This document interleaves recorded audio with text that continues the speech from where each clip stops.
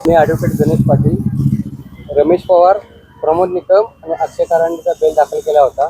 त्याच्यामध्ये सरकारी वकिलांचं म्हणणं आणि आयओचं म्हणणं मागवलं होतं. आयओने त्यामध्ये त्यांचे जे गुन्हे आहेत म्हणून सांगितलं होतं आणि परत हे जर सुटले तर हे साक्षीदारांना गावगाव आणतील आणि ह्यांना जामिनावरती सोडण्यात येऊ नये असं सांगितलं. सेम तसं सरकारी वकिलांचं पण म्हणणं होतं आणि आमचं महत्त्व होतं की कोर्टामध्ये आम्ही आर्ग्युमेंट केलं की 8 जुलैपासून ते पोलीस कस्टडीमध्ये आहेत. त्यांची पोलीस कस्टडीची गरज नाही, त्याच्यावरून रिपोर्टिंगची गरज नाही आणि परमनंट रेसिडेंट आहेत तिथे आणि ह्यांना जामिनावरती सोडण्यात यावं. कोर्टाने सरकारी वकील आणि आयओचं म्हणणं आणि माझं उत्तर ऐकून आम्ही त्याच्यामध्ये कोर्टाने आम्हाला 3 आरोपींना 20,000 रुपयाच्या रोख जामिनावरती सोडण्याचा हुकूम केलेला आहे. काय काय ऑर्डरमध्ये काय काय त्यांना काय ताकीद देण्यात आली?